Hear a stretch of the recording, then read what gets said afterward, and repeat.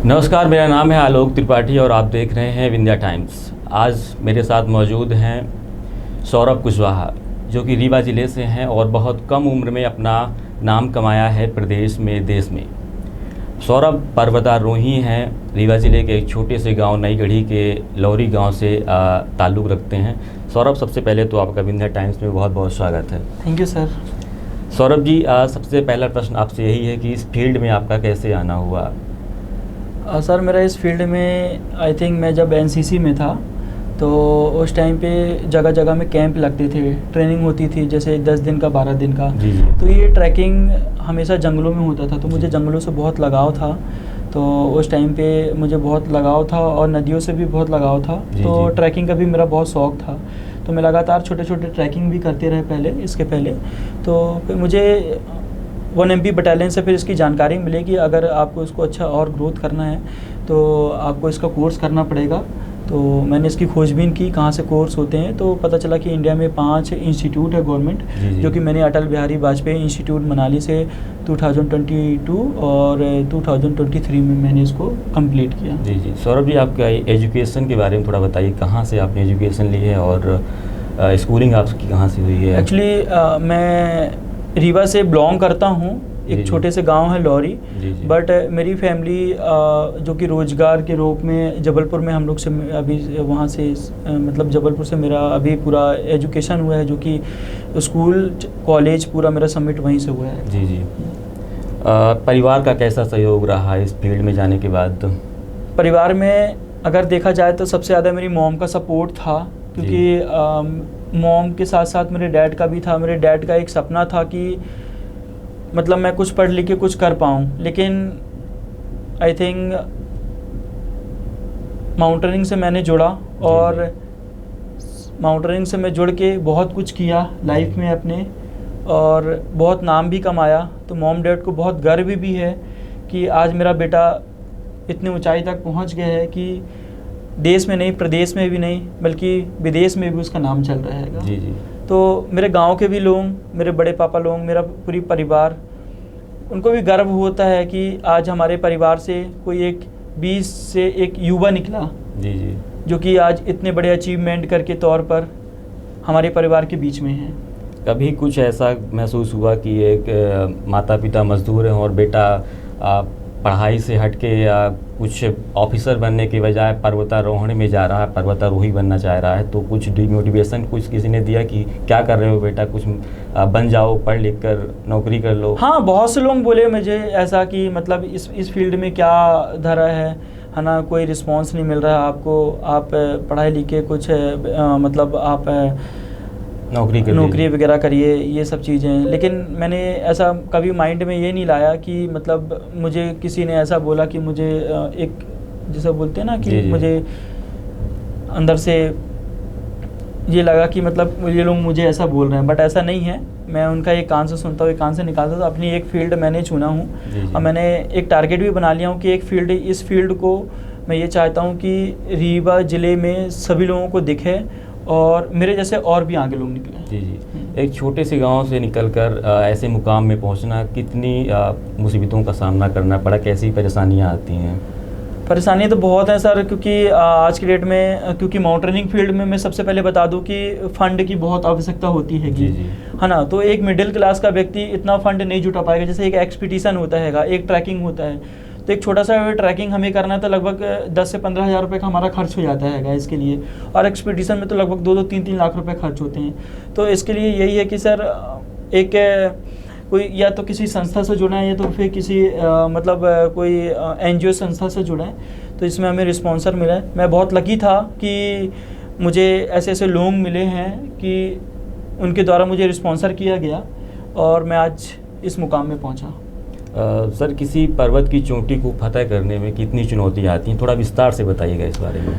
I think sir, mountaineering को start करने के लिए सबसे पहले हमें बॉडी फिटनेस बहुत ज़रूरी। बॉडी फिटनेस हमारा, जैसे कि मैं लगभग 12 से 13 किलोमीटर हमेशा रोज़ सुबह शाम रनिंग करता था। मैं पर डे 45 या 50 या 100, इससे ज़्यादा भी हम साइकिल ट्रैकिंग भी किए हैंगे। तो एक प्रैक्टिस है। वेट का कोई हाँ, वेट भी है। वेट लगभग हम बैग में ईंट रखे हम प्रैक्टिस करते हैंगे, कोई भी कहीं भी जगह जैसे छोटा माउंटेन है उसमें प्रैक्टिस करते थे हम।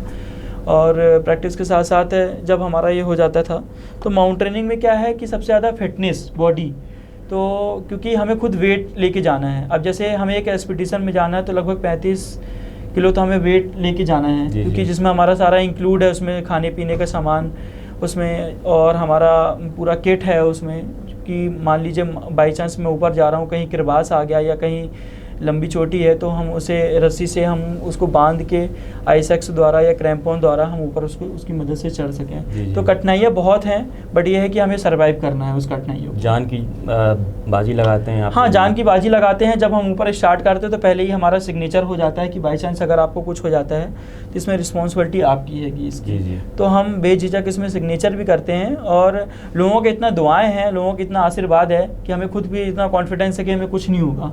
और हम एक माइंड में फिट करके जाते हैं कि हमें उस माउंटेन में चढ़ना ही चढ़ना है किसी ना किसी तरीके से माउंटेन में। तो माइंड में हम फिट लेके जब चढ़ते हैं, जब हम टॉप तक पहुंच जाते हैं तो हमें बड़ा गर्व होता है जब हम तिरंगे का फ्लैग जब वहाँ पे लहराते हैं, तो हमें तो खुद फ़ख्र होता है, साथ साथ में एक ज़िले के जो हमारे जिन्होंने सहयोग किया है उनको भी फ़ख्र होता है कि आज हम जिस बच्चे का सहयोग किए हैं आज वो बच्चा इस मुकाम तक पहुंचा है और फाइनली वो वहाँ तक पहुंचकर उन्होंने तिरंगों के फ्लैग दिखाया है। ये बहुत बड़ी बात है सर। सर कभी आपने प्रत्यक्ष देखा कि किसी टीम का कोई हमारा साथी किसी जान चली गई उसकी, और आपने देखा वो लाइव और आपको थोड़ा लगा हो कि कैसे ज़िंदगी, किसी की डेड बॉडी भी नहीं मिलती? आप बता रहे थे एक बार मुझे कि डेड बॉडी भी नहीं मिलती है, कुछ आपका कुछ याद है आपको कुछ? लास्ट टाइम 2023 से मैंने हिमाचल प्रदेश छतरू टॉप पीक में था जब मैं जी। तो रात में रेस्क्यू हमने खुद किया था वहाँ पर। लगभग छतरू टॉप 11,500 फीट हाइट में हमारा बेस कैंप था वहाँ पे। रात में लगभग मेरे पास एक मैसेज आया कि थोड़ा सा आगे कुछ प्राइवेट जो ट्रैकिंग करते हैंगे एक्सपीडिशन, वो लोग फंसे हुए हैंगे। तो आई थिंक हम ट्रेनिंग किए हैं तो हमें इसके बारे में नॉलेज है। तो 10 साढ़े 10 बजे हम लोग तुरंत वहाँ से रवाना हुए, जो कि लगभग 2 किलोमीटर की दूरी पर था वो। तो हम वहाँ पे देखे तो 2 कैजुअलिटी पड़े हुए थे, एक का पाँव फ्रैक्चर हो गया था, एक का हाथ का फ्रैक्चर हो गया था। हम लोगों ने उनको सही सलामत वापस उनको अपने बेस कैंप में लेके आया। उनको बेस कैंप में लाने के जो हमारे डॉक्टर हमारे साथ जो डॉक्टर थे, हमारे पास जितना भी के डॉक्टर के जो मेडिकल किट प्रोवाइड था, ज़्यादा से ज़्यादा हमने कोशिश किया कि इनको ठीक किया जाए। जैसे ही सुबह हुआ तो हमने फिर नीचे रवाना उनको किया। अच्छा। सर एक माउंटेन मैन की ज़िंदगी कैसे अलग होती है एक आम इंसान से, कुछ इस बारे में? आप वहाँ कैसे ट्रेनिंग लेते हैं, कैसे खाना पीना आपका क्या रहता है वहाँ पे?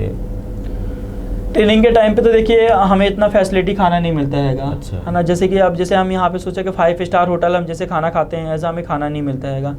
बट ये है कि अगर आपको ये फील्ड चुनना है तो फिर आपको शौक भी छोड़ना पड़ेंगे।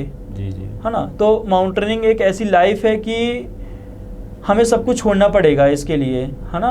तो आप ये सोचो कि मुझे वहाँ फैसिलिटी मिले तो फैसिलिटी नहीं मिलेगा, हमें खुद कैरी करना पड़ेगा, हमें खुद वहाँ पे जगह देखना पड़ेगा, हमें खुद खाना बनाना पड़ेगा, है ना। और जो हमारे पास सूखा रूखा है हमें वो खुद खाना पड़ेगा वहाँ पर।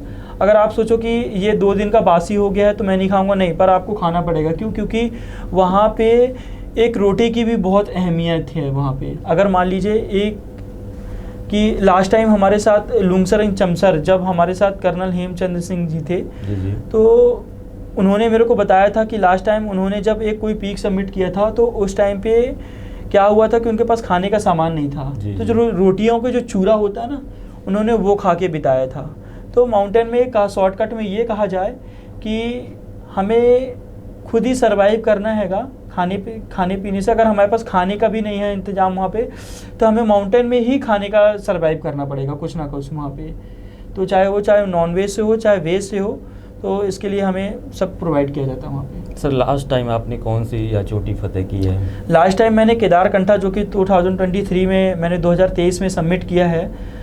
और महाकौशल के संस्थापक प्रशांत मिश्रा द्वारा 76 माउंटेन फ्लैग मुझे दिया गया था, जो कि उनका संदेश था कि मैं माउंटेन में केदारकंठा जो कि 12,500 फीट हाइट है, मैं वहाँ पर इसको वहाँ पर लगाऊँ।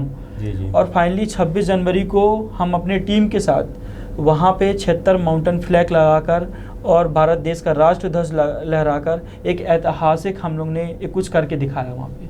आगे सर क्या क्या आपके लक्ष्य हैं? आगे मेरा प्लानिंग है सर कि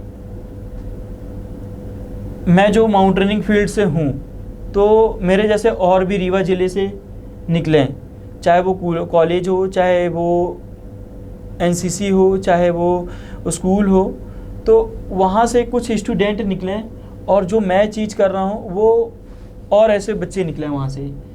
और मेरा टारगेट आगे का ये है कि मैं और आगे मेरे को फतह करना है, जैसे मुझे यूरोप हो गया, ऑस्ट्रेलिया हो गया, अमेरिका हो गया, मुझे इन माउंटेन में भी फतह करना है। मैंने जो कि 2023 में 26 जनवरी को मैंने फतह किया हैगा, किलिमंजारो सबमिट किया, जिसकी हाइट है 19,341 फीट इंटरनेशनल लेवल पे। उसको मेरा अभी तैयारी चल रही है एल्ब्रुस, जो कि 15 अगस्त में 2025 में मुझे उसको फतह करना है, उसकी हमारी अभी तैयारी चल रही हैगी। सर इस फील्ड में गवर्नमेंट की ओर से कुछ सुविधाएं आप लोगों को प्राप्त होती हैं? अभी तो मुझे प्रोवाइड नहीं किया गया है सर, बट हम कोशिश कर रहे हैं कि हमारे जो रीवा ज़िले के हमारे माननीय उप मुख्यमंत्री राजेंद्र शुक्ला जी हैं, मैं उनके द्वारा मैं कोशिश कर रहा हूं कि मेरी उनसे मुलाकात हो और मैं अपनी पूरी अचीवमेंट उनके सामने पेश करूं और मैं उनसे रिक्वेस्ट करूं कि ये हमारी प्रोफाइल को देखते हुए कुछ माउंटेनिंग के बिहाफ मेरे लिए कुछ स्पॉन्सर किया जाए। बहुत बहुत धन्यवाद सर हमसे जुड़ने के लिए। Thank you sir. आपको आपके भविष्य के लिए बहुत बहुत शुभकामनाएं।